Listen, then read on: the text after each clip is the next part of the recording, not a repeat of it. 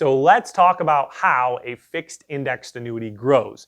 Well, it's actually more of a complex topic, but we're going to break it down into two categories. You're going to have an index bucket and a fixed bucket. Well, let's focus on the fixed one real quick. So if you were to purchase an annuity, let's just use around $100,000 here. You could allocate a piece of that $100,000 into either of them, okay? Well, let's just say you wanted to put it all into the fixed bucket. Well, this is going to give you a fixed rate of return for 1 year. If it was 4%, 3%, 5%, whatever that is. After the year is up, this fixed interest rate is going to change based on the contract you have. May not change at all if the contract says it can't, or it's going to change based on the interest rates, all right? So maybe it's 3% 1 year, it's 4% the next year. Maybe it's 3% 1 year, it's 2% the next year. It really depends, but you're locked in for 1 year inside of that, okay? So you get this guarantee. The index bucket is a little bit trickier. So this is how insurance companies are able to credit you higher performance without actually having you assume any risk. So this is done through what's called an option. The insurance company is purchasing an option on your behalf.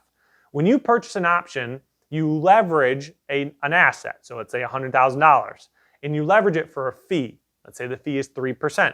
So basically, what they're doing is they're purchasing a $100,000 option, costing them 3%, so $3,000. And then if that option performs, you get credited the interest or a piece of it. If it doesn't perform, the insurance company is out $3,000. Well, Tracy, how does the insurance company make any money then if they're always out this $3,000 or whatever the option's cost is? Great question. Well, your $100,000 is still with them.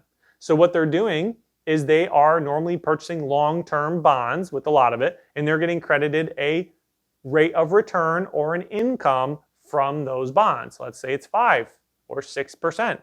Well, then they're making 5 or 6 grand, and their profit margin is whatever the difference is between the options cost and the bond, whatever the bond is crediting them. That's their profit margin.